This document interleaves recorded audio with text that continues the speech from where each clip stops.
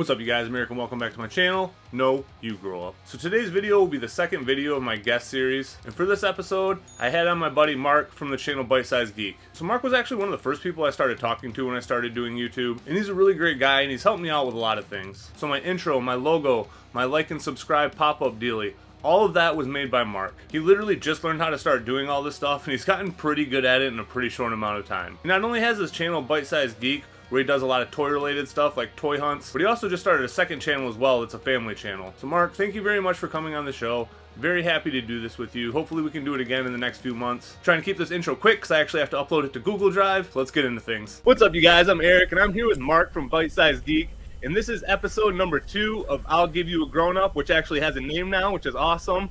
And the sweet overlay that you're looking at right now, along with everything else that looks good on my channel, from my intro to my logo, to my like and subscribe pop-up dealie, that is all because of Mark. So typically I'll do a lot of thanking at the end and stuff like that, but I'm just going to thank you up front right now, man. Like, I would say that's no problem. A huge chunk of my success is because of how good you've made my stuff look. So I just can't thank you enough for that, man. And it'll kind of like kick things off with that. So you just recently kind of got into all this stuff as far as like the more like graphic design stuff and like the intros and stuff like that. So what made you decide to start getting into that, and how did you get so good at it so fast? I've always liked editing. I've always liked Photoshop. In fact, before I swapped over to Photoshop and Premiere Pro, like the legit programs, I had a Photoshop, I think it's called Elements, and it's the version that came out in 2005. Okay. So I had been using that same version, never upgraded it until like last year, and when I upgraded it, I was like, holy shit. Like, there's so much newer stuff, and so, like, I mean, I've just always enjoyed that stuff. I used to always edit our home videos and stuff like that, but, you know, I don't know, I like to challenge myself. I like to get on these programs and see what else I can do, see if there's something better I can do, and I usually just, I don't know, man, I just mess around until I figure it out, and so, you know, I mess up a lot along the way, but, hell, it always ends up looking pretty good in the end. Right, I was gonna say that's the best way of learning for me is just fucking over and over. Honestly, that's typically how I've learned most things, and a lot of things I need to learn the hard way anyway. I need to learn never to do that thing again. So exactly, it works for me a lot. But let's kind of kick it way back to the beginning here. So when you were little, 3-year-old Mark, how did everything get going for you? How did your nerd life begin, and how did you get to where you're running a YouTube channel talking about nerd life? I would definitely have to say my dad is the person who got me into nerd stuff, which is kind of funny because, you know, outside of, you know, like he really loves cartoons and stuff like that. But outside of that, he's like a man's man. Like, you would never guess that this dude loves cartoons and stuff like that. But so, like, you know, Saturday morning cartoons. I mean, who doesn't love Saturday morning cartoons? Right. But we used to, you know, wake up Saturday mornings, watch cartoons together, and, you know, that's what got me into, like, Spider-Man and the X-Men and stuff like that. And then, of course, you know, Ninja Turtles, Transformers, Thundercats. I mean, all of it. He'd watch all of it with me. And then when we would go grocery shopping, there was a comic book store in the shopping center that the grocery store was in. So he'd let me spend time in the comic book store while he was grocery shopping.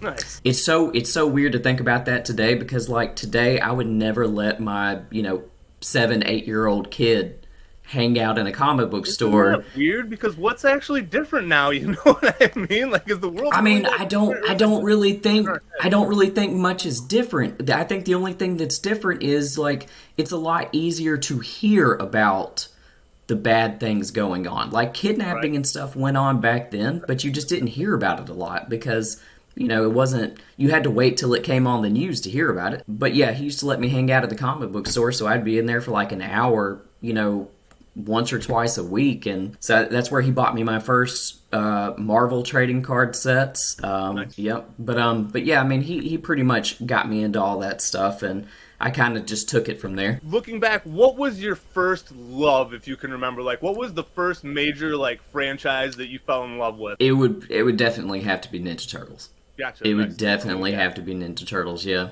Yeah, that was probably the first franchise that was like, boom, to me, so. So you're a few years older than me. So were you born in about 84, 83? 84, Okay, yep. so do you remember when the Turtles came out then? Yep. I was what was it? 87. I was 3, but I do remember them coming on. Now I don't remember like specifically that first day that Right? because I think the first episode came out in December or something like that. And I remember watching the first episode. Probably, it was probably like a little bit after it came out actually, but I remember watching that first episode and just like being blown away. Like, holy crap, there are these like turtles. They're turtles.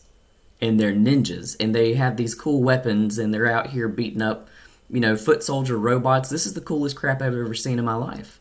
Right? So like I'm just like, holy crap, yeah, I'm in. Hell yeah. And actually, one of the first interactions we ever had is, I can't remember, I think it might have been based off of one of my Playmates videos at the times.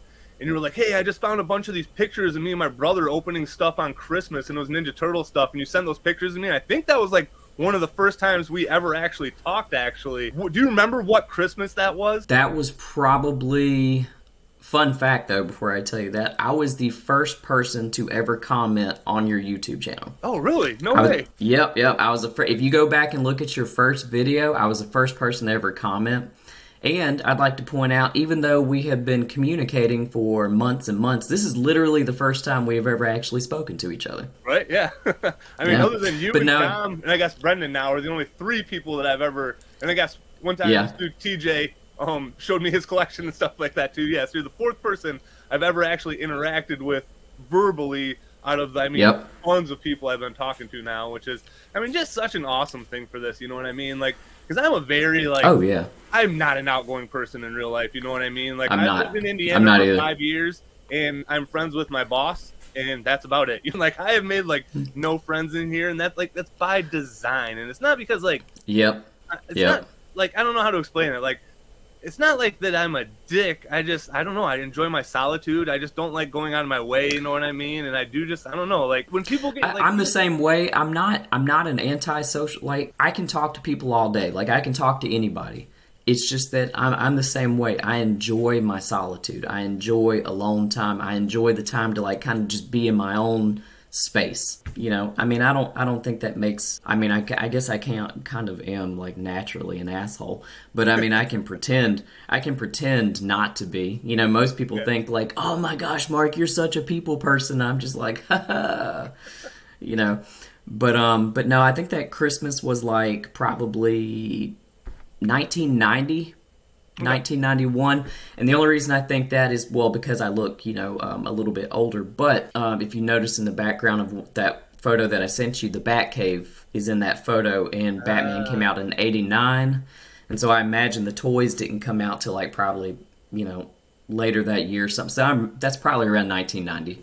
Yeah, that's because actually those were some of the first figures that I remember getting to. I remember having my Turtles. I never don't remember having my Turtles, but I remember getting the 89 Batman figures, and they came in just I don't know if mine got ordered from someplace, but they were basically just in plastic bags. And yeah, the Batman, did you have the one where his belt buckle would come out and it was like a grappling hook kind of thing? Dude, they made so many different versions of that 89 Batman. It's like spacesuit Batman, scuba gear Batman, mountain climbing Batman. It was pretty much literally the same figure, just painted differently with a couple of different accessories. But yes, I do remember the grapple hook one. I think I did have that one actually, but that Batcave was freaking awesome. That was just a great toy line. Like you said, that's really where I don't know, my love and variants came out and stuff like that, because they even rolled that into the animated series line too, and then once that came out, you pretty much just got to get all your color Batmans all over again and stuff like that. Yes. What's funny is I'm not even a DC guy. I'm definitely into Marvel. I'm not opposed to DC, but I'm just not a DC guy. But Batman, oh no, Batman, I've always loved Batman. In fact, those new, was it the Flash movie McFarlane figures that just came out? Yep. Boy, that 89 looking Batman and the Batmobile sold out so freaking quick. Yeah. That was it's a Flash movie, but the only figures people wanted were those Batman figures. Yeah. So. He and Batman has people really hyped again, and that's the thing, because I'm the same way. I loved Batman because of the animated series and the 89 movie when I was a kid. I've never actually, I've read a couple graphic novels of Batman, but I don't even own a regular Batman comic out of the 1,500 comics I own, you know what I mean? Yeah, it's not because I don't like it. It's just because I pretty much grew up with Marvel, and Right, there's right. already so much to take in. Like, I can't even imagine bringing in DC as well. Dude, you need a totally separate room probably Right. because there's so much DC crap out there, especially like and it's so unfortunate because McFarlane makes like really great toys, really great figures, and they don't make Marvel stuff. So like I kind of wish they would make Marvel stuff just so we could have like some really good quality figures. Because you know the Marvel Legends, you know, I mean some of them are okay. Let's just be honest, some of them are just crap. For me, it kind of goes both ways because, yeah, Marvel Legends are very hit or miss.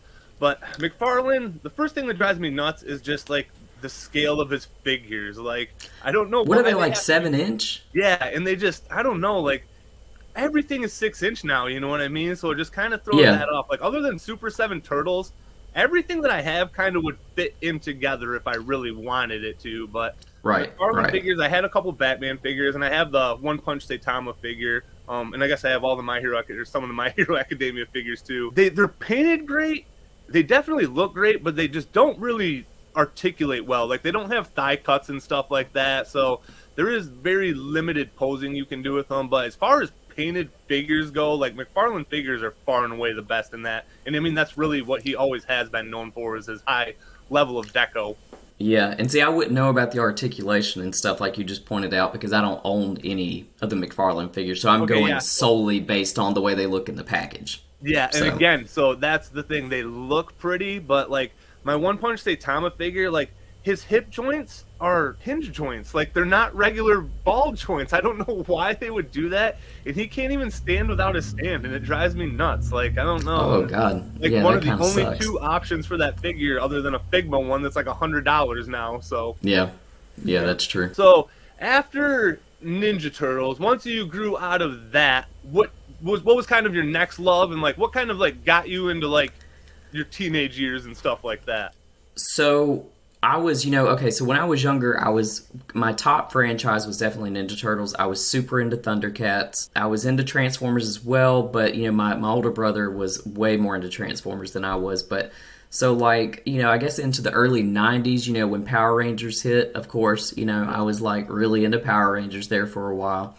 I think I kind of got out of Power Rangers when when they were the Zeo Rangers, I think is when I stopped Okay, you might have taken a little bit watching longer than them. me then, because as soon as they hit Turbo, I was done after that. I'm like, these guys are stupid. There's a kid that's a Power Ranger now. Like, I'm out of here. Well, Zeo came out before Turbo, didn't it? Oh, I did it? think Was Zeo Zeo next? was right after the Ninja ones. Okay, so whenever they changed from being Mighty Morphin is when I was out of that. I thought maybe Turbo was the next one, so maybe I stopped paying attention a little bit before that and completely missed Zeo when it actually happened then. Yeah, I mean, yeah, I was definitely more into the Mighty Morphin Power Rangers, and I tried to like keep up. Like when they swapped to the like after the movie, they were like the ninja, but they were still Mighty Morphin. Like they still had the same suits and Yep, but everything. they just had the new Um, swords and stuff like that. And that's right, kind of the right. tail end of where I must have faded out, is somewhere in there, probably before it was even actually over.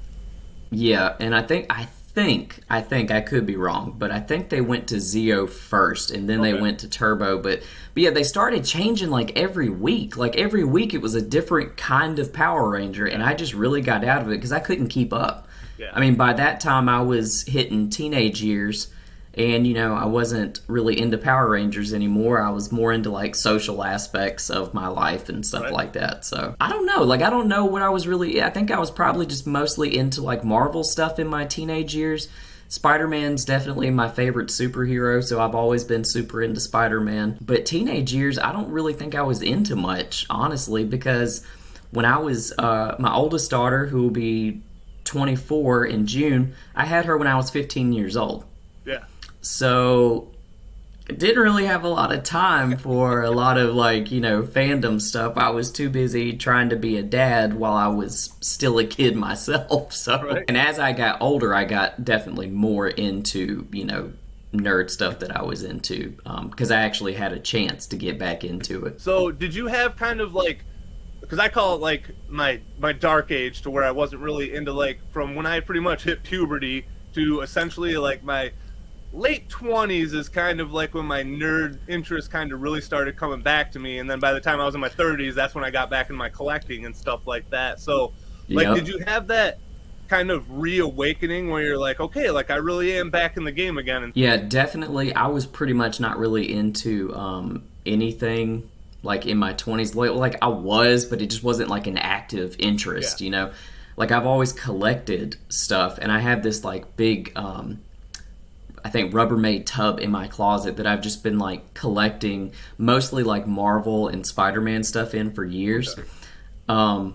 But yeah, definitely through my 20s, there wasn't much going on. Like into my 30s, I kind of started getting back into it, you know, because I mean, not that I've ever cared about what people thought of it, because, you know, back in the day, tell me you experienced this, back in the day, being like a nerd or a geek was kind of, people would joke on you, you know, joke on the stuff that you were into and everything. And then, like, as time progressed, now all of a sudden everyone's a nerd. Now all of a sudden, oh, let me throw on this pair of glasses and look, I'm so nerdy now. But so yeah, it definitely became where there wasn't like this negative mindset about it, I guess you could say. So I definitely got more into it. And plus, like okay, I'm a grown man now. Like I can afford these things. Like I can, you know, be into these things and, you know, decide how I want to do it my way. I don't have to wait for my dad to go buy me a comic book. Right. You know, I could drive down to the comic book store and buy my own. So yeah, I think it was probably like early 30s is when I really started to get back into it. And I think I started out like collecting Funko Pops. Okay, that's how a lot of people get sucked in. I feel like even before I was into collecting, I still had accumulated some Funkos and stuff like that. Oh yeah. I think like 2014 is when I bought my first Funko Pop, and so that was like almost 10 years ago. So I'm 39 now. So yeah, early 30s is probably when I started hitting that, like, oh crap, here we go again. Let's do this. Yeah. And so when I got back into collecting, like, the slippery slope for me was the fact that I could just spend my own money on this stuff. Because, like, when I first started buying stuff, I'm like, because Lego is kind of really what got me sucked back in. One day I was just walking out of the store, and there was a $5 poly bag sitting there. I'm like, I'll get this when I was checking out. And it was literally, I mean, like, again, I'm not a drug addict by any means, but I'm sure how a drug addict feels when they relapse. And I was like, I need to go get a bigger set. Yeah. I need to get a bigger set. And, like, my level of being like, wow, I just spent $50 on a Lego set. Like, what is wrong with me now? I mean, it's like, oh, $300 now. I should probably think about this. So Lego is extreme now, man. Like, there's so many cool Lego sets I wish we could get, but oh my god, like, number one, I don't have the space for them, and they are so freaking expensive now. Yeah. Like, look, Lego is in the toy section, but Legos aren't really for kids anymore, man. Like, kids don't have that kind of money to be spending on Lego sets. Holy crap. So that's insane. Like the main thing we get my girlfriend's niece and nephews usually for their birthday. Well, now her nephew's into Pokemon cards, so that's like the thing for him. Yeah, the one nice thing about Lego collecting, though, is now I've kind of started selling off some sets. And, dude, like, if you're buying toys with the idea to resell, Lego is where it's at, man. Like, oh yeah, I just sold open sets for more than double what I paid for them, like a ton of them. Like the Lego creator, like expert buildings and stuff like that, out of package, I mean, put together, I sold it for 100, or was it almost, it was right around $300, and that was a $150 set brand new. So yeah, holy crap. Yeah, it's freaking crazy. So yeah, if you're into reselling your toys, Lego is at least nice for that. So, 'cause that's kind of what I've had to get to the point where I'm doing, is kind of like recycling my collection to add to my collection now. I started doing that with my Funko Pops. When I started kind of getting out of Funko Pops, I went through my whole collection, which is, I think, like, according to the Pop Price Guide website, I had, like, I think it was like about $7,000 worth of Funko Pops, and I started just going through and just picking ones like, okay, like, I don't really care if I don't have this one, I don't care if I don't have this one, and I've sold off quite a bit of them. I still have a whole bunch of them to sell off, but yeah, there were definitely some, you know, I think I sold one of them for close to $200, and damn. I mean, crap, I bought it when it first... Something stupid too? No, it was the original Lion-O Funko Pop. I bought it when it first came out. In fact, you know, I get off topic just like you do, but we have no plans. Just run with it. So like when I beat myself up all the time because when they first, because you know, like around 2013, 2014 is when Funko just like really started kind of coming out and people were interested. Yep. I had the opportunity. I walked into it's a store called Movie Stop. They had each of the Thundercats Funko Pops there. I could have had each of them, but I only got Lion-O because I think at the time, like you know, like I didn't have enough money to buy all of them, Right. so I just bought Lion-O, and I'm just like, holy crap, why did I not go back and buy all of them? I even had the opportunity to buy all of the original Ninja Turtle ones because I saw them in Books A Million. Really? But you know, I chose, you know, instead of buying the Ninja Turtle ones, I chose to buy Rocket from Guardians of the Galaxy. This was hot in your mind. You know, yeah, I mean, it's like, you know, it was right after the movie came out, and I'm just like, holy crap, that Rocket. That's the first one that I ever bought was the Rocket Really? Pop, and I was like, man, this looks pretty cool. And as I'm in the store, like, leaving, I see the Ninja Turtle Pops, and I'm like, oh, those are cool too. I'll come back for those. Nope, never did. Never did, and they were gone, and now they're worth, like, buttloads of money, and... Yeah, the Raph one was the first one. My girlfriend at the time gave it to me for a gift. That was actually the first pop that I ever got was the Raphael one. And then when I got back into collecting, I'm like, okay, well, I'll just get the rest of these. Nope, not at that price. I'm okay on those. And it, you know, what got me out of Funko Pop, honestly, was like the fact that they started coming out with so many different variations of the same mold. Yeah. The same mold. And it's just like, for me, it feels like it's just a money grab, you know? And then they started coming out with so many exclusive ones, you know, ones that like your average person is never going to be able to get a hold of. Right. And so if you're trying to complete a collection, it's like, oh, I only need this one, but it was exclusive to San Diego Comic-Con back in 2016. And now to buy it, you know, they only made 5 of them. So it's now $5,000. I'm like, shit. Like, no, there's no way. Like, I've probably never paid over retail for a Funko Pop. That's my I think there's maybe one or two that I've maybe paid a little bit over, but I've never paid over retail for Funko Pops. Yeah, that was my rule about buying Funkos is that I'm never gonna overpay for one. If I can get it at retail, I'll get it cool. But I mean, I'm not gonna pay a markup. Like even the only Chase one I got out of the comic book ones that just came out was the Gray Leonardo, and I got him for retail, so that was really sweet. But I mean, I'd like to have all those, but I'm not gonna even pay double when BBTS was like separating them out, like selling the Chase ones individually and stuff like that. It's like they're cool, but I mean, now we're getting into action figure prices. So yeah, and like my local Walmart still has. I just saw them yesterday. They still have the Chrome Hulks from like what is it, Infinity War or something like in I don't know whatever that first Infinity War movie was with Marvel, but they still have the different colored chrome Hulks like that represent each of the stones from the Infinity Gauntlet still on an end cap. They have so many of them. I've even told the employees there, like, look, y'all need to put these on clearance. These have been no one's still gonna buy them. Right. I'm sorry, like they've been sitting there for years and they still have an overstock of them.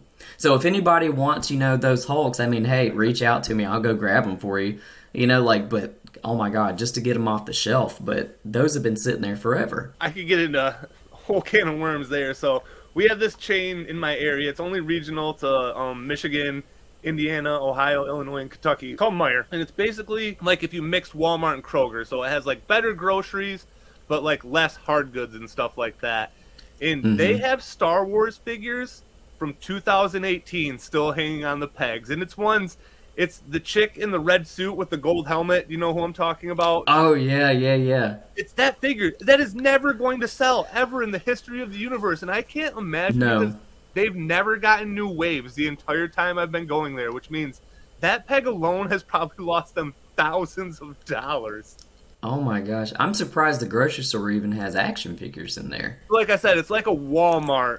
More Walmart with way better groceries is kind of how I look at it. You said it's called Meijer's? Meijer, yeah. Meijer.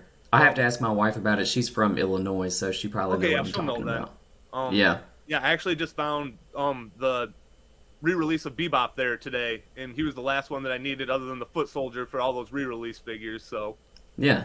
Yeah, Cool. that was a nice surprise to even me. So, how did you go from just being in the pop game to getting into action figures and stuff like that?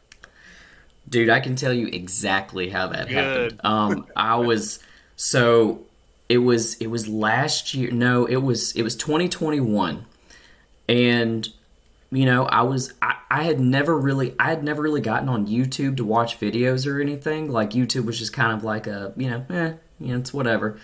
So I'm sitting there, and for some reason, I don't remember the reason I felt this way, but for some reason I was just feeling nostalgic, and I'm just like, okay, like let me type in Ninja Turtle nostalgia. I think that's pretty much what I typed in, Like and the most up pop. generic thing like ever too. Like Yeah, anything well, came up like, right there. yes, super generic, but oh my god, the amount of videos it pulled up.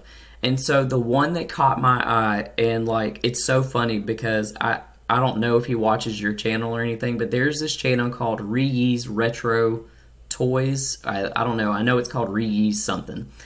And he had this video where he was going through his collection, and this guy has so many like retro Ninja Turtle items, and I'm sitting there just swooning. Like I'm watching this video and I'm just like just looking at it like this, and I'm just like, holy crap, this is so awesome that he has all this stuff. And so I started watching his videos, and then of course, suggested videos. Right. Start looking at those, and I start looking at more like modern stuff. And the first toy collector, like toy hunter collector, that I watched was Man Cave Collectibles. Okay. Man Cave Collectibles and reviews. And so I started watching his videos where he would go on toy hunts, and I started seeing these figures he would find in the toy section. I mean, I haven't looked in the toy section in years. Like before my son was born, my youngest child before him is 15 now. So like it's been years since I've been in the toy section. And I'm seeing all this cool crap he's looking at in the toy section. I'm like, holy crap, they have a Transformers section? They have like a Star Wars section? And so I'm like, dude, that's awesome. So I sure enough, went to Walmart, looked in the toy section, and it's like, the sunlight that comes down and you hear the angelic voices, Right. it's like, ha! And I'm just like, holy crap. And that's what got me into like the action figure part. I was already before that getting kind of bored with the Funko Pops. Mm-hmm. So this was definitely like a holy crap, this is the next thing. Right. This is the next thing I'm going to take a look at. So Do you remember what some of the first action figures you got when you started getting back into collecting were? the first action figures, let's see. I know I got, yes, I think my first one was the Black Symbiote Spider-Man when it came out. I got the Lion-O Thundercats from Super 7. I got the Storm figure, the white costume Storm figure. I think that's where it started, was those figures right there. I think it started with the Spider-Man figures So- for sure. Because you got a Super 7 figure right away, so you already had some knowledge to what was going on before you actually started getting back in. Like, because I just kind of stumbled back into it by looking for Lego, and then one day I just saw this M cap. I'm like, huh, G.I. Joes are back? I guess I'll get some G.I. Joes. And then one day I was at Meyer, and I was like, they have a Soundwave figure here, and I'm like, Soundwave's my favorite Transformer. I'm going to get this right now. So, like, Yep. I accidentally got into things, and that's when I was like, so I wonder like what else I could know about action figures, and that's kind of when I discovered action figure YouTube, is after learning about NECA and stuff Yes. like that. Because NECA I stumbled upon accidentally as well by just looking for vintage Ninja Turtles. Like, so once Right, I right. really discovered like all this new stuff that was going on, that's when I'm like, okay, I got to figure out how to get in the know, and that's what made me discover like action figure YouTube. Yes, like I said, when you start diving into that rabbit hole on YouTube, there are so many suggested videos that pop up. And I'm talking about probably like within the first couple of days, I had already subscribed to like 10 or 11 different toy hunters, different channels and stuff like that. And that's when I started to notice the more modern stuff. I mean, I love the retro toys, but a lot of them, they just don't have a price point that I'm comfortable with. And a lot of them, like, look, there's nothing wrong with collecting retro toys, but at the same time, if I'm gonna have those retro toys, I want to have some that are in like really good condition. Yeah. And the price for those figures is kind of steep for a lot of them. So I just, I'd rather be into the modern, and especially with Transformers. The vintage Transformers figures. Like, look, as much as we loved them as kids, when you compare them to the Transformers they have now, I'm sorry, there's no comparison. Like, Yeah, the ones even out now are just so much better. They are probably one of the worst aged toys ever. Like, if you just look at some of the bot modes on some of those, like, their chest will just be completely hollowed out. Like, I mean, they have like no mobility whatsoever. Like, some of them, like Soundwave, look pretty cool. Optimus Prime looks pretty cool and stuff like Right, that. yeah. But, I mean, look at some of them and you're just like, how did I have fun with this? Like, what was it? The Ratchet and Ironhide? Like, their robot modes? Like, what the hell was going on? Windshield, kind of, wasn't it?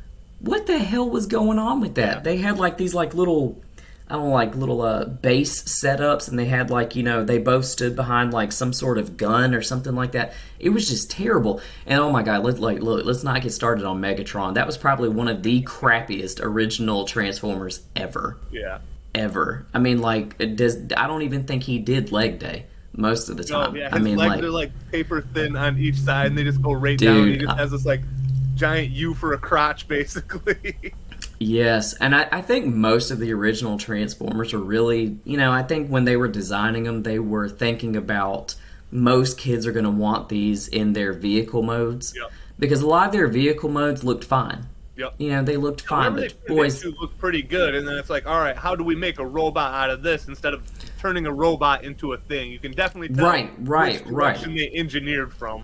Right. They like reverse engineered from the vehicle mode, definitely, because the robot modes just looked like hell most of the time. So, yeah, we didn't think that back then. Back then, they were like, holy crap, this is the coolest thing I've ever seen. Right. But now when you look at them, you're just like, oh, dear God, what was I thinking? Yeah, with Transformers, there's like even levels to it now. Like, there's your masterpiece collectors, and then there's your toy aisle collectors, your chug collectors, or whatever.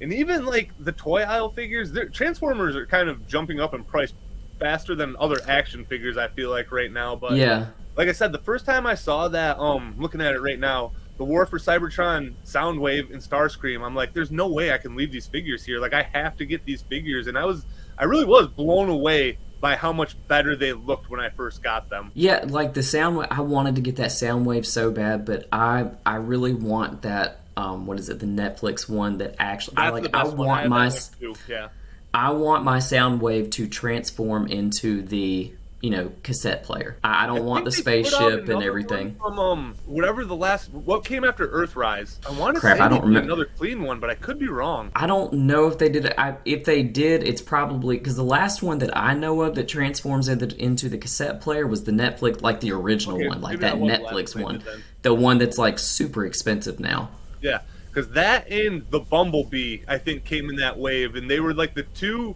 ones that are like very key characters that they just put out in those Netflix. And that was when Walmart exclusives were really stupid. Like, they were really hard to get at that time, because I think I stumbled upon mine, both of them. I found them right when they got put out, and that was one of the only times I ever saw those figures. Dude, Walmart exclusives are just, at least in my area, like, look, that's a rabbit hole I'm not even going to dive into today. Like, the Walmarts in this area are freaking horrible about having anything exclusive. Or if you do see it, it'll be like 6 months later when they finally get it in, and they'll get one, and then you'll have that one guy that goes in there and gets it before you do. Right. But, it's like the same with, I don't know if you ever had trouble with, like, the Walgreens exclusives for Funko Pops. I've never even seen a Marvel Walgreens exclusive. I stopped going to Walgreens a long time ago, but even when I was like deep in the hunt, I never saw Walgreens exclusives. Yeah, I just, because Walgreens, unfortunately, I'm really into Spider-Man, and Walgreens is the store that would get the Spider-Man exclusive Funko Pops most of the time, and I'm just like, oh, well, shit, I guess I'm not going to have that one, because the Walgreens around here are the same way. I don't know if it's just something about the South. I don't know if it's something about in my area. I don't know, but I just know we get things like way later than everyone else. Because I'm usually it really sucks. Usually, if it starts showing up on the West Coast, usually within a week to 2 weeks, it'll hit me here. Is about how it is. It's pretty consistent. Like, I can pretty much time it pretty well to when I first start seeing first appearances. If I start checking a week later, I'll probably find it sometime inside that week.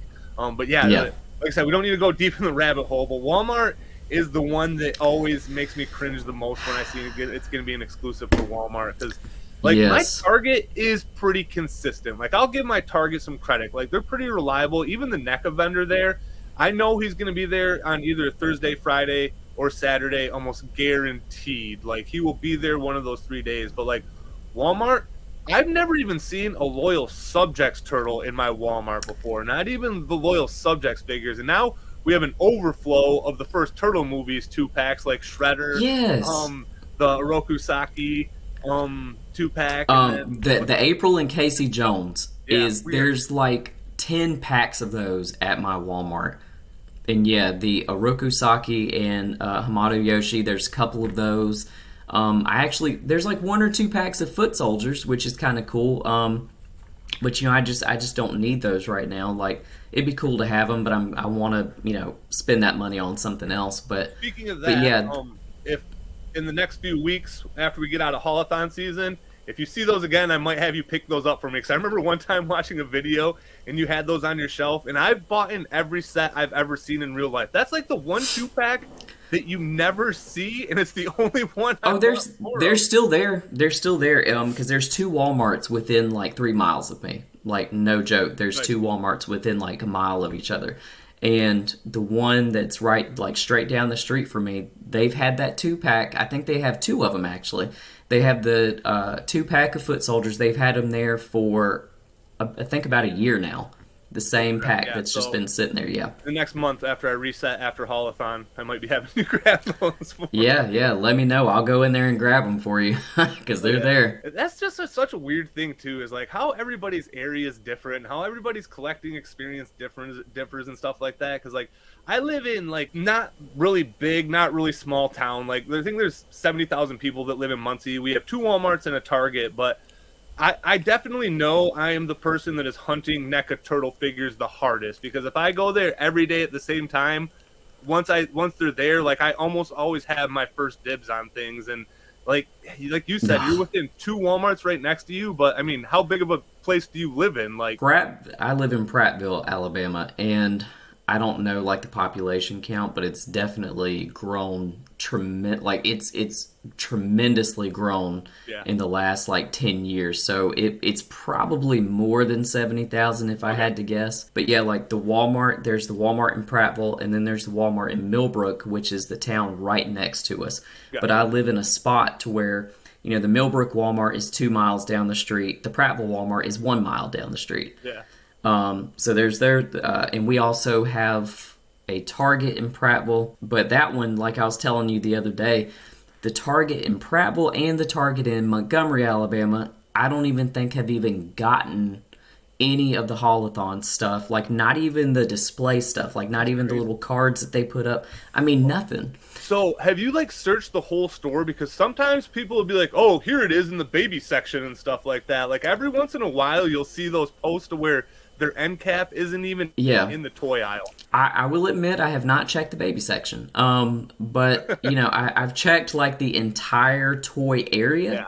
And then I checked the entire electronics area where that like NECA section usually is. So I mean, I've checked like that whole area, but I haven't checked any of the other areas. I haven't even thought about that, Stupid. But if not, like, I mean, I'm pretty sure it's just stupid.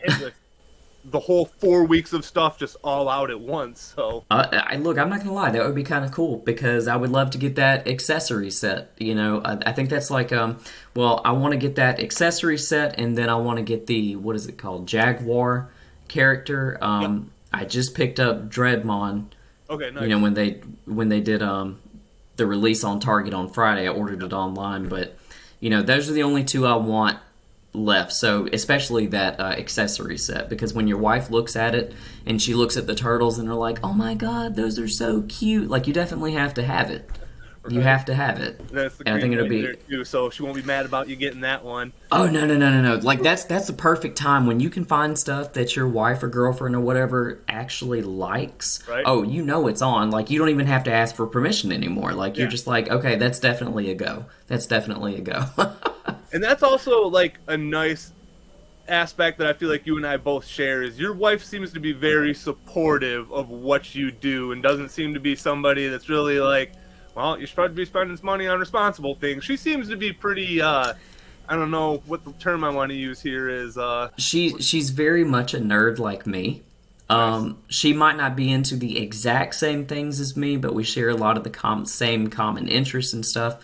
And so, there have been times where, I'll show her a figure I found in like Walmart or something, and she'll be like, we can't really do that right now, but in a couple of weeks, like let's hope it's still there. But most of the time, like I have to give her props. I love her so much. Most of the time, like if it's like a money situation, like she will figure out a way to like make it happen because she's learned just as I have. Like, okay, I see this figure in the store. If I have to wait, another, like 2 weeks to get it, it's probably not going to be there anymore. Right. And so she'll usually find a way for me to get it then, so I don't have to miss out on it. So Nice. yeah, but she's a huge nerd like I am. We actually met while playing World of Warcraft. Oh, really? Yeah. I mean, she lived in Illinois at the time. She's from Illinois. And I'm in Alabama. I'm in the Montgomery, Alabama area. And so we were playing World of Warcraft. And we just so happened to find ourselves in the same... have you ever played World of Warcraft? No. Okay. So, you play with other actual people. Yep. And you can get into the groups and go do quests together, go do dungeons together, stuff like that. Well, we just so happened to end up in the same group. And so after what we were doing was done, we were still, like, it was just me and her left in the group. And so we were like, okay, well, I'm working on these quests that are here, and oh, lo and behold, she is too. So I tell you what, let's just go ahead and do them together. And so we became friends on World of Warcraft. We started questing together and stuff like that. And then, that's how that all started. But, and then the thing that really got me, when we actually started talking to each other, because it was a long time before we even talked to each other on the phone or anything like that. Somehow or another she found out that I was really into Lord of the Rings, and she actually started using quotes from the books, not the movies, from the books, and I was just thinking like, okay, because most people can quote the movies, and that's right. Fine. There's nothing wrong with that. Like, there's nothing wrong with people just being fans of the movies. But when you can quote the books to me, and I'm just like, oh, hold on a second, like let me take a step back here because you're something serious. But she's super into Lord of the Rings. Her mom is who got her into Lord of the Rings. She even Really? showed me the copies of the books that her mom had that are like super old copies, and I'm just like, oh my gosh, I love your mom too, like but yeah, she enjoys a lot of it. Like, she was never into Ninja Turtles. She's from a different generation than us. She was born in 91. Okay. So I'm 7.5 years older than her, so there's a bit of a generational gap, but See, yeah, that's really like a half step almost, though. You know what I mean? It wouldn't really be like a full generation, because like... No, I don't think so. But when you go back to like those particular times, like say for example today, if people like these years right now, people were born like 7 years apart, I think there's a much closer, the generational gap isn't as big. Now, if you take people that were born in like say 84 and 91, I feel like the generational gap is a good bit bigger. Or at least it feels that way. Like, years-wise, no. I mean, there's not really... 7.5 years really isn't that big of a deal to me. But as far as, like, what was coming out at the time, right. Because I've asked her before, like, okay, well, what kind of cartoons were you into as a kid?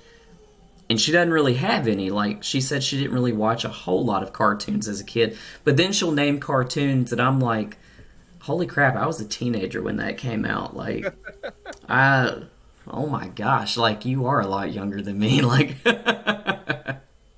it's insane. But yeah, she's definitely super, super supportive of, who I am and what I like to do and stuff like, there have been times where even with YouTube, I mean, I'm sure you felt the same way. There are times where like you're kind of just sitting there and I don't know, maybe you're just like kind of in a low mood or something and you start thinking to yourself like, God, what am I even doing? Like, why am I even making these videos? Why am I even doing this? And boy, she'll come right up behind me and be like, you do it because you love it and it's fun to do and you do a good job and people love it. And I'm just like, why do I deserve you?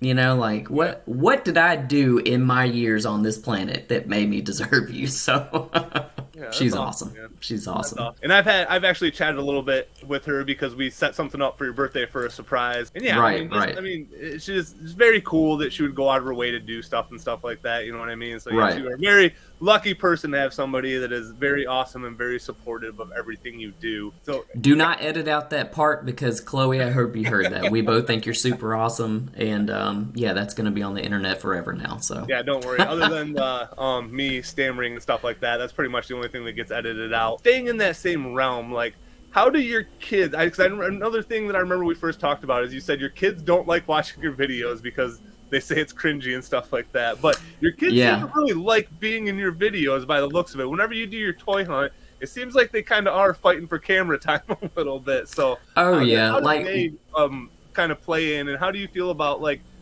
them as being like supportive or making fun of you or stuff like that? I actually don't mind them making fun of me. I think it's kind of funny most of the time. But yeah, when I first started doing YouTube videos, like, look, I'm not gonna lie, they were cringy as hell to me too. Like, I could barely watch them myself. Me talk, yeah, it just kills me. It's like, God, man, like that first. If I go back and watch that first, I think the first video I ever did was showing off the collection in my office. Mm-hmm.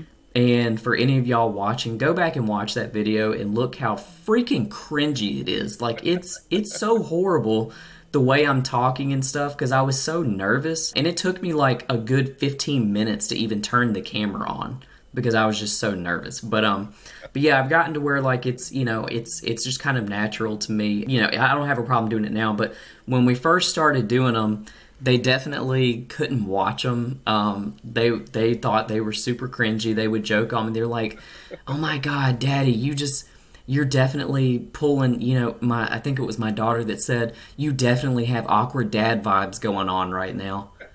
And I'm just like, you know, look, I get it's awkward, but like, is it really that awkward? And all of them were like, yeah, like my son, my two sons, they wouldn't even subscribe to my channel. Seriously, they wouldn't even subscribe to my channel because they didn't want my videos popping up in their feed. Because they were like, Dad, if these come up in, because both of them are teenagers, you know, one's about to be 18, one's 17, and both of them were like, Dad, no, man, because if this pulls up in my feed, I'm gonna have to look at it and I'm gonna be like, oh my God, that's my dad. Like, do people know that's my dad? I'm afraid people are gonna know that that's my dad. And I'm just like, you know what? Screw you too. Like, but now that I've started getting more subscribers and they see that the channel is actually growing, all of a sudden they're all about it. You know, all of a sudden they want to ride my little mini wave that I have going on. And I think my child that likes to be in the videos the most is probably the one that you see the most is Haven. She's my youngest daughter. She into the Squishmallows? Oh yeah. That's the one. And she loves being in them. She actually does enjoy watching them. In fact, you know what? Now that I think about it, my daughters, I have 3 daughters. My daughters love watching them. My sons do not. Yeah. My sons do not like watching them at all. My daughters will watch them and they'll comment. Like my oldest daughter, she'll comment and be like, "Oh, Daddy, that was such a cool video." And I'm just like, yes. You know, so they'll support me. My sons, not so much. So there's a couple avenues I kind of want to go off of what you just said. So the first thing is kind of like, what got you into doing YouTube? Like, how did you go from just collecting, watching YouTube to being like, okay, today's the day, I'm going to make a video today? My ADHD brain right then, when you said today's the day, I immediately thought of Finding Nemo. You know, that scene where that fish is in the tank. She's like, it's the starfish, I think, wasn't it? Today's the day.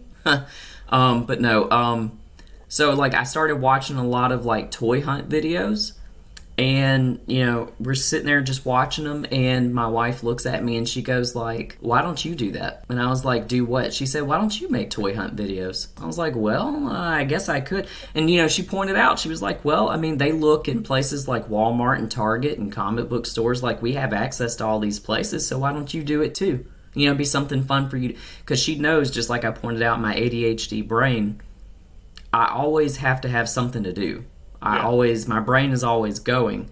And so she's like, that would give you something to do on the weekends. It'd be something fun to do. And I'm like, okay. So sure enough, I got out there and did a toy hunt video. I was actually, I was working in court that day, and we had a like 2 hour lunch break before we had to be back at the courthouse. And so I'm like, okay, why not? I'm going to go to Walmart and try to do a toy hunt video. And of course, I walked in there. I walk up to the section that I want to start with, and I start freaking out. Because I'm like, I'm going to have out my phone, and people are going to be looking at me. Like you said a minute ago, I'm not a very, social person.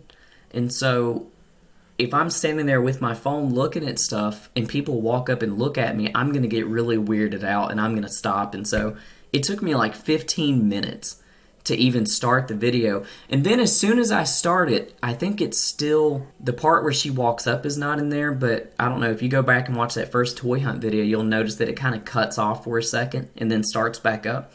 I'm sitting there recording the Transformer section, I think. And this older woman, just she walks past me at first, and I saw that she looked at me, but she kept on walking. And then she came back and was just just stood there looking at me. And I'm just like, okay. I thought she worked there. I'm just like, okay, maybe she's just wondering what I'm doing. I don't know. Maybe I'm not allowed to record in here. I don't know. And so she kind of walks about this close to me, right here. And I turned off the video, and I turned around and I was like, is there a problem?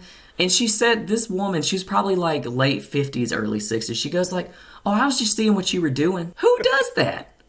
I got nowhere to be. I got nothing else to do. I'll sit here and watch you. Right. Who does that? Who just walks up to someone with their phone out and just looks at their phone? Is what if I was watching porn or something? You would just sit there and watch it with me? I mean, that's a little awkward, ma'am. I'm going to have to ask you to stop. And so I was just I'm recording a video.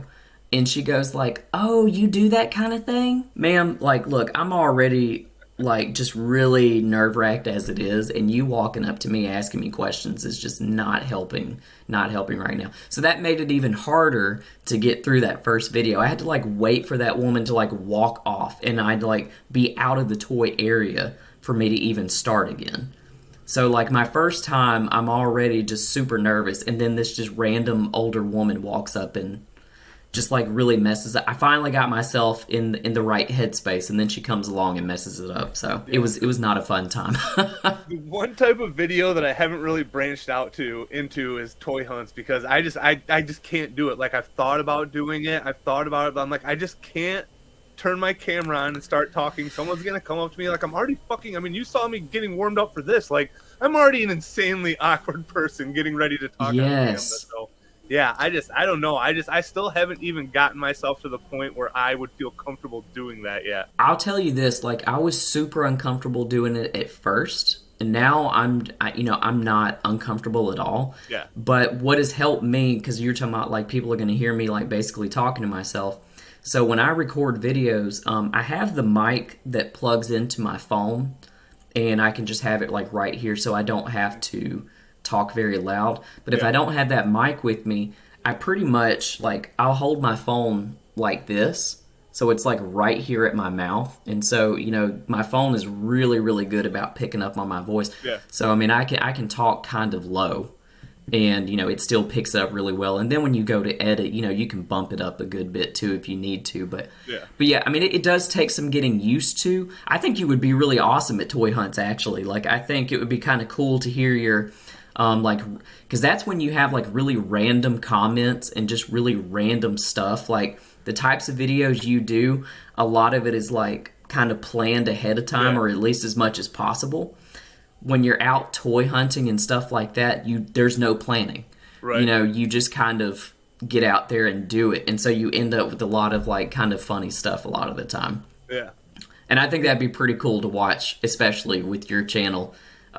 The type of stuff you'd see and probably the comments you'd make, because you're a lot like me. I'm going to say probably the first thing that pops in my head. I have to edit out so much stuff out of my videos because I'll make just really random comments. I sometimes will make very inappropriate comments.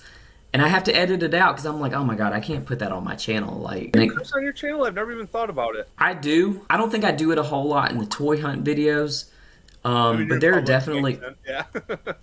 Well, I mean, like, I don't. You know, it's so weird. It's like a subconscious thing. Like, I cuss like a sailor most of the time. If I'm around, like, let's say, older people, or I'm at work, or something, like, you're around people that you know you probably should not be cussing around.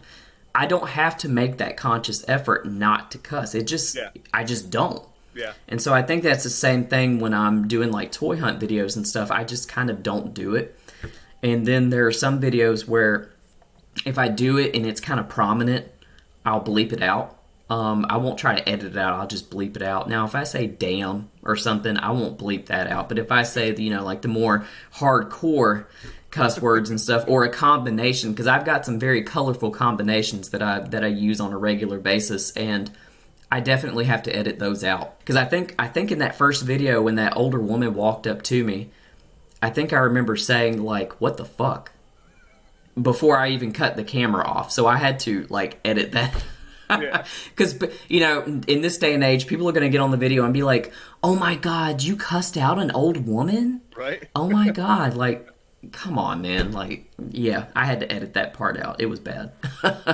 Outside of doing like the toy hunt videos, you also do like reviews and stuff like that. It's kind of your other bread and butter, I would say, on your channel. Yeah, like I try to, I really enjoy doing the toy hunt videos, but especially in my area, there's only so much you can do, because there's not like a whole lot of new stuff in my area a lot of the time. So like, okay, at first I was trying to do a video like every week. I was trying to do like, I think at least a toy hunt video every week. And then I started noticing, I'm like a few weeks in, I'm like, okay, this is literally the same shit that I looked at in the last video.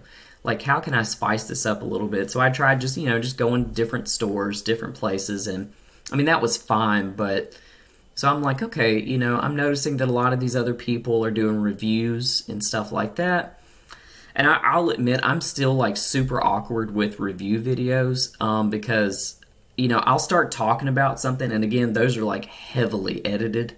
Yeah. Because I'll be talking, like I'll be holding the figure on the camera, and I'll be talking about something, and then my mind will just go blank, and I'll just be sitting there like, now I don't really turn off the camera. Yeah, I'll leave it rolling, but so like the parts that I edit out is literally like there's probably like a whole minute or two of me just like kind of turning the figure around in my hand, just like what do I talk about now? Like there isn't much to this figure. And so what I started doing was the shorts. Yep. Because shorts started getting really big. In fact, the shorts get a hell of a lot more views than the regular videos. So if there's like a figure, I don't really think there's much to it. Like that new Phoenix figure that came out. I mean, it's an alright figure. It's nice enough, but there isn't like I'm not gonna make a whole review video about it. Right. And so I've started just doing a short where I'll just point out like its main parts. I don't even speak in them. I'll just put in the text. That points out the things I want to point out, and that's it. And what's funny is those shorts end up getting way more views than, my actual review videos. Yeah. But the review videos, they, at least for me, they don't really get a whole lot of views. But honestly, I mean, at the end of the day, it's, I don't really care about the views, really. I just enjoy doing the stuff. I enjoy talking about the stuff that I like, and the only problem I have with review videos, for me anyway, is the setup.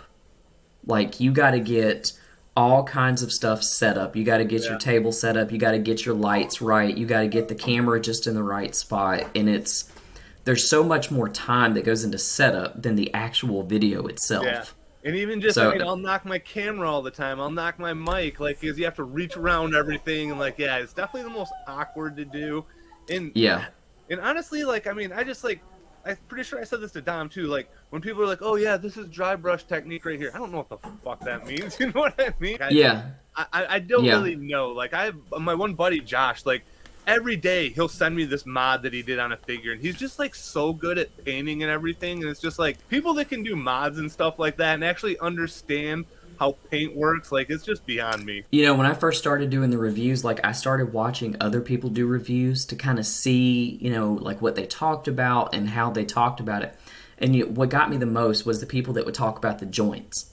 You know, they would be like, oh yeah, like look at this really awesome butterfly joint. Look at this really awesome like you know, whatever they call the one that's in the torso, like the Marvel Legends have like the two joints, the one at the waist and one. Yeah, the ab Yeah, crunch yeah, and yeah.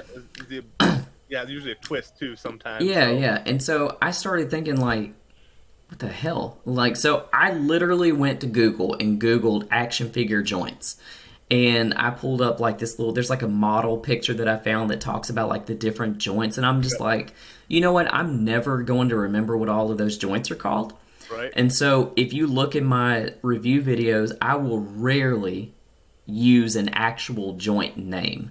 Yeah. I'll usually just say, you know, like, oh, this is how much this joint, you know, like this is how much his arms come out. I won't say anything about a butterfly joint or a hinge joint, ball joint. I'll just say, look, you know, like, look at this. Because I'm not going to remember all of those names. Yeah, so like even every figure that I've reviewed, I'm pretty sure I'll be like, oh yeah, this head's a ball peg, but almost every single one of them is actually a double ball peg, and I don't think I've ever said that right before in my entire life. See, I've literally never heard of a double ball peg, so like, you know. Do you know how I discovered that? Because I accidentally pulled it out of one of my Super 7 figures, like the whole thing came out, and it's just, yeah, it looks like a dog bone. So like the other ball part is in the body. Yeah. Oh, okay, see, look, I didn't know that. Yeah.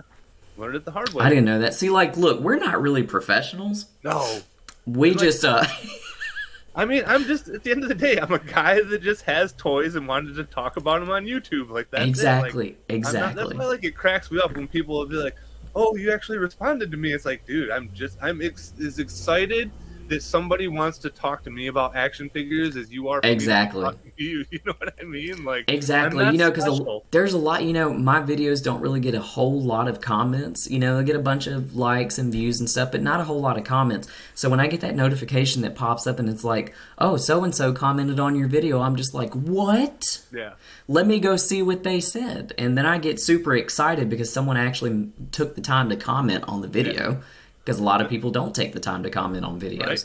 And that's why I appreciate it so much. And I do try to, like, sometimes, so, like, you know how you'll always get the notification in your comment section on the first one, but after that, like, the replies don't go there. So sometimes I feel like I might miss some of those, and even then I feel bad about it. But I will try to hit every single initial one that comes through in my comment section. Because, again, like, somebody took time out of their day to say something to me. Like, it really does mean something to me, honestly. Like, and like, just getting back to, like, the whole, like, the that's definitely part.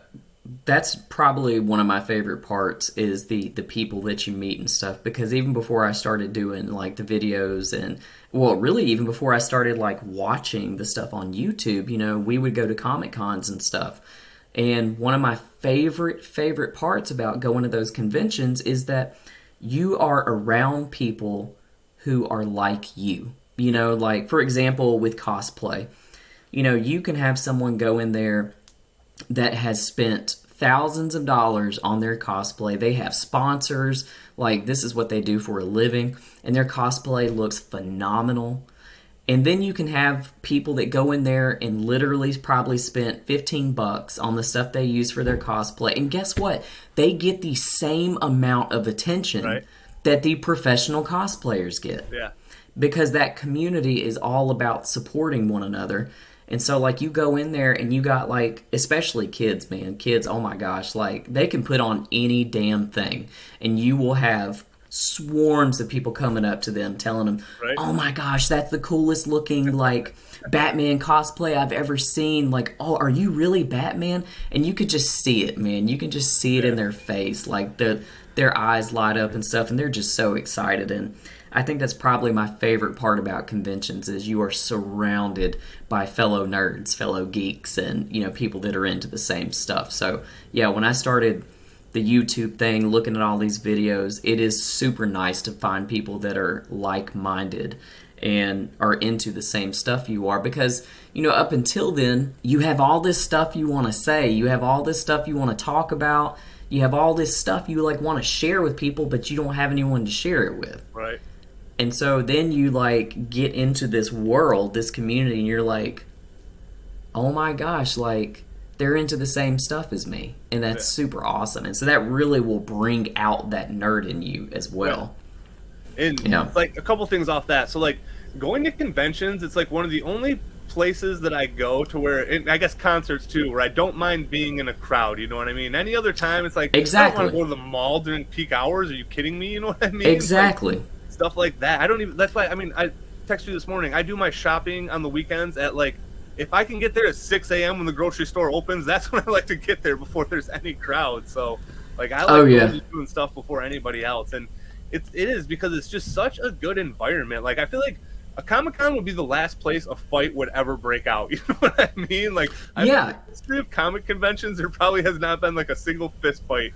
Like everybody is just chill. Like everybody's in a good mood. Like it is just an awesome vibe. Like, and again, I've only really gone post COVID or even during COVID as well. So like, I think everybody's really just excited to be out doing things again too, as well, which is nice. Kind of jumping gears here from where we just were though. So you've also started up a second channel as well, and that one is 100% focusing on your family. So is there a reason for that? Did you kind of want to like try to not or play the algorithm game a little bit, and not have your family content be like changing your toy content in the algorithm? I think what it is like, because in my Bite Size Geek channel, there's a, you know, like maybe 2 or 3 videos that are just not really related to most of my content. Like I posted the video where we went to the Oak Mountain State Park, and you know that video has nothing to do with any of the other stuff that I post, but I posted it because I'm like, okay, I mean, I like the video, let me post it. And I mean, of course, it didn't get a whole lot of views, which is fine. I didn't expect it to. And so I've been thinking about starting a family channel for a while because, you know, like you pointed out, my kids love being in the videos anyway. And we actually do record quite a bit of stuff we do that's outside of, you know, the geek world, especially with our son being born. You know, before he was born, my kids, you know, I had a video camera back then, but, you know, it wasn't that great. There wasn't really good editing software back then, or at least editing software that you didn't have to pay an arm and a leg for. So now that I have the ability to capture all of these moments, you know, I want to do that. And so we record a lot, and I'm just like, you know, they love doing the videos. They love being a part of them. Why not just go ahead and make a family channel? And that way, all of the stuff that I want to post that I just don't feel like I don't post because it doesn't make sense to have on my Bite Size Geek channel, let me put it on this channel because it makes perfect sense for it to be on there. Yeah. And you know, like, honestly, a lot of people have family channels now, and that's cool. Now, do I expect our family channel to, like, blow up or become, like, popular or something? I mean, not really, because I'm not downing other family channels, okay? So please don't cancel me or whatever people do these days. But a lot of those other family channels, a lot of those people they do it for a living. Like, that's their living. They do it for a living. They have, like, super professional stuff. They actually have like whole like crews that come in and record and stuff like that. And it's almost like, it almost seems fake to me. Like not the people themselves. I mean, I'm not saying the people are fake, but it's almost like a reality show. You know, everyone knows that reality shows are scripted. Yeah. They're scripted most of the time. And so I feel like what I would like about my own, and I know I have a little bit of bias here, but what I would like about my own is that, I mean, you've seen in the videos where my kids are in it. I mean, I've actually had people ask me, are y'all just acting, like, are y'all acting that way for the video? Like, no, that's the way we act with each other all the time. And so, like, we're just our natural selves. Like, I think I even put in the description of the channel, like, look, if you're coming here to see like a picture perfect family, then you have found the wrong channel. Expect to see personal imperfections, expect to see flaws, expect to see, you know, I even put in there like, look, I'm going to have to bleep out cussing because I cuss, and like sometimes my kids do too. And so I'm going to have to bleep that out, and because that's just who we are. Yeah. And that's, I mean, for me personally, that's what it's all about. I just think it's something fun for us to do together. And yeah, I mean, I think that's just the point, just something fun for us to do together. I mean, is all it is. Because, hey, like, because I mean, I love my parents. I've always loved my parents, but I was a typical shithead teenager. You know what I mean? Like, Yeah, yeah. I was defiant. Like, I didn't want to spend time with my family. I wanted to be out fucking doing hood rat shit with my friends. Like, Right, the fact right, that your right. kids even want to do stuff with you, like, you've clearly done something right as a father to even make them want to hang out with you. God, I hope so. I hope so. Because look, man, I'll be the first one to tell you I'm not perfect. I have not been a perfect father who has, I've made plenty of mistakes, but I feel like you pointed out, the fact that they do enjoy doing those things with me is just a huge, huge perk for me, a huge plus because, I mean, my kids are pretty much typical teenagers too. They like to go out and hang out with friends and, Right. they like to find ways to leave the house and stuff like that, and that's fine. But if I were to tell them, like, hey, y'all, like, I have this plan for a video I want to do this weekend, do y'all want to be a part of it? Like, all of them are going to be like, hell yeah, man. Yeah. Like, what do we got to do? Like, what do we got to say and stuff like that. So, yeah,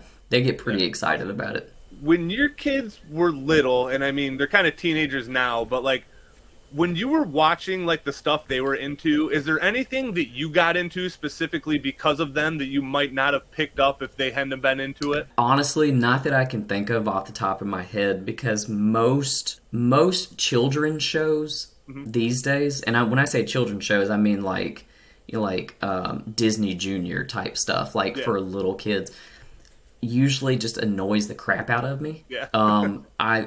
It's just, I don't know what it is. It's just so, and I know it's because I'm an adult watching a children's show, but it's just so cheesy a lot of the time. The only thing lately that I've gotten into, and I'm not even like super into it, my wife is like super into it, but is the show Bluey. I knew you were going to say that, dude. That is an excellent show. It is so Dude, that good. show is so good, man. Bluey. In fact, like, look, one of the first, me and my wife and I have already talked about it. One of the first videos we want to do for the family channel is discussing the reasons we love Bluey. Yeah, it's great. Because that show, like, okay, when I first the way we got into it is my son, he was, only a few months old at the time. And so I was telling my wife, because our son is her first child. So, she doesn't, prior to this, she didn't have any parenting experience. So I was telling her, kids love consistency. Kids love repetitiveness. And so I told her, because what she would do is she would swap between different shows and cartoons for him to watch if she was busy doing something. And so I told her, the thing you want to do is find a show, make that the main show, like pretty much just have that show on consistently, and that will help him get into it and be more in. So I just happened to turn on the TV, turned on Disney Plus. Bluey was literally the first cartoon that popped up, and so I just hit play, and I didn't even watch it at first. I just let it run, Yep. So I actually started watching. I think it was like the second episode that really caught me, where Bluey and Bingo are pretending to be doctors with their dad. And what got me is I just cracked up. Bluey walks up, like her dad's the new patient.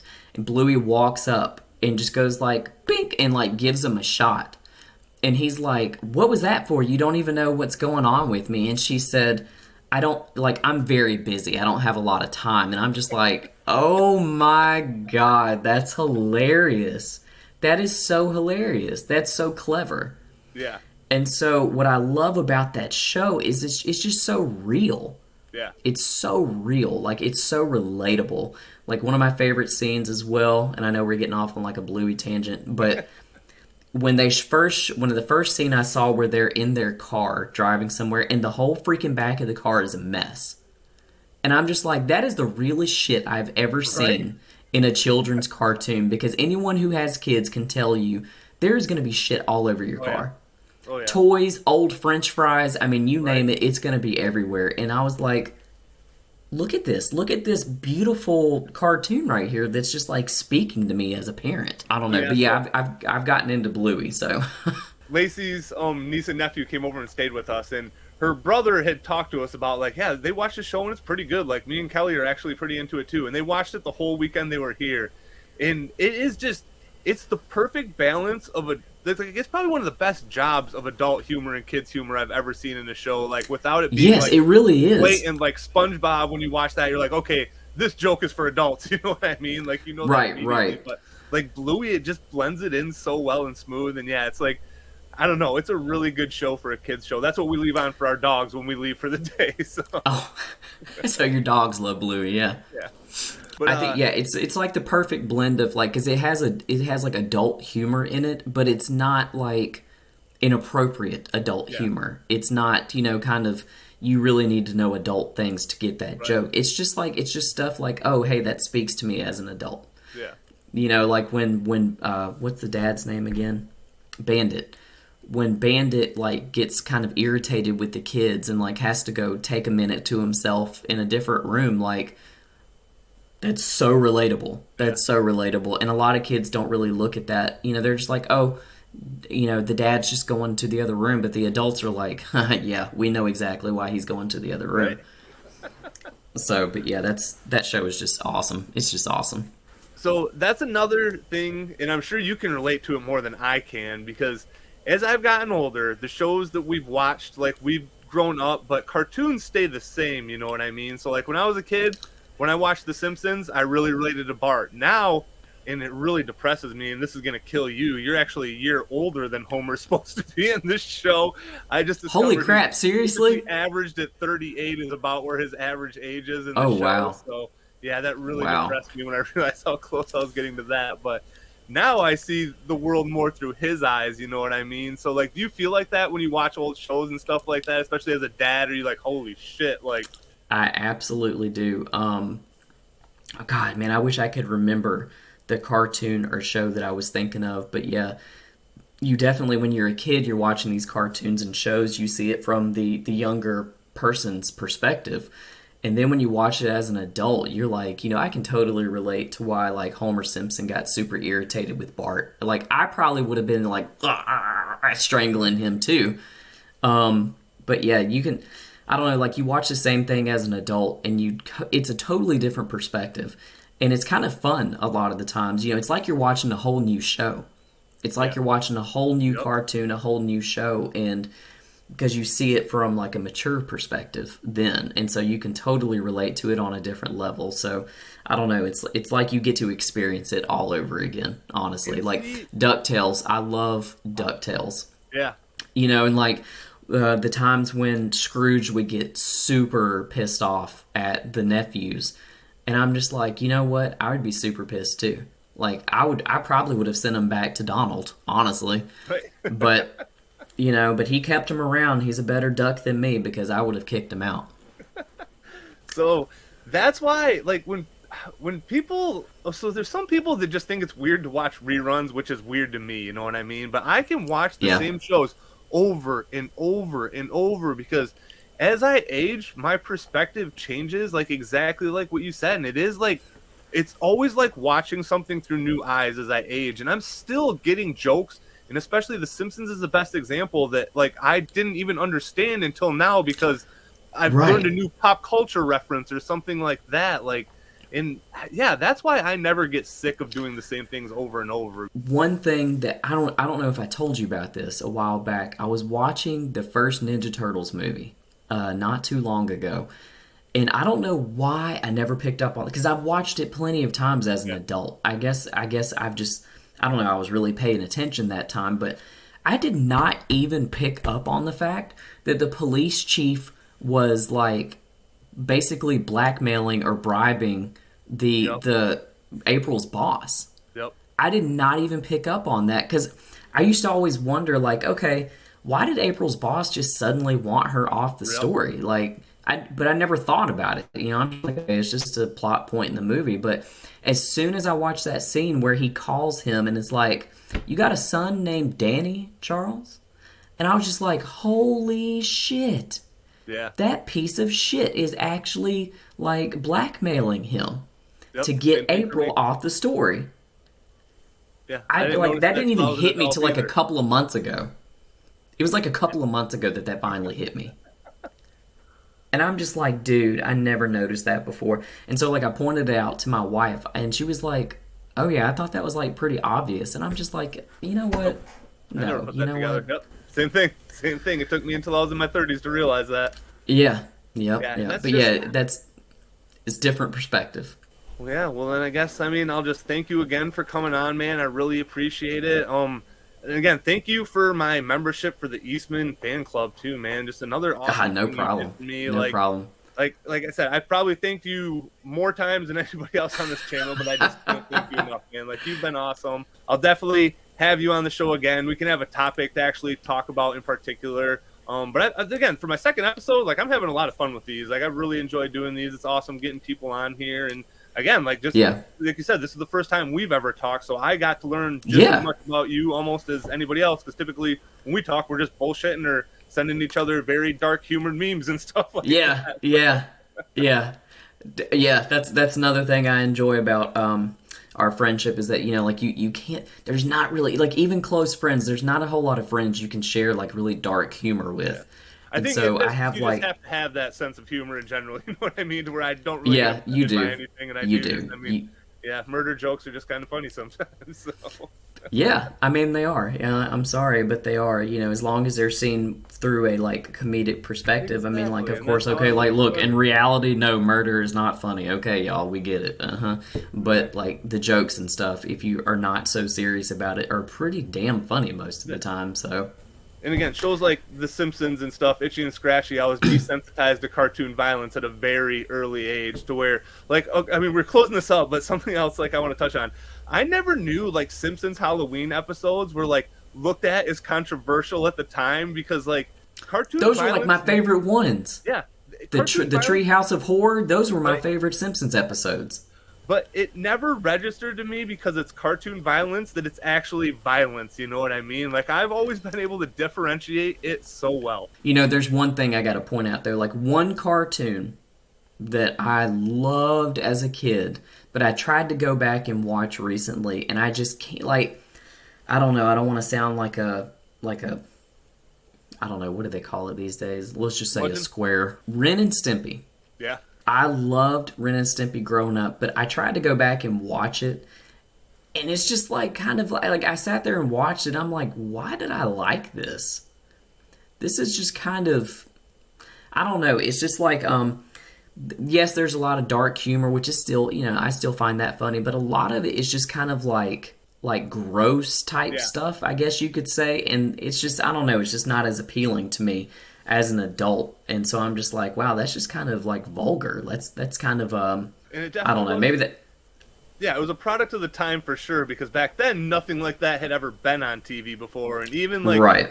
I just tried watching the reboot of Beavis and Butthead the other day, and like it just definitely doesn't translate as well now as it did in the early '90s. You know? No, and I did that too. I went back because I tried to show my son some older Beavis and Butthead episodes, and like one of my favorite episodes is when they were photocopying the money, Yeah. and they went into that gas station and was trying to like slide that dude like paper coins and stuff.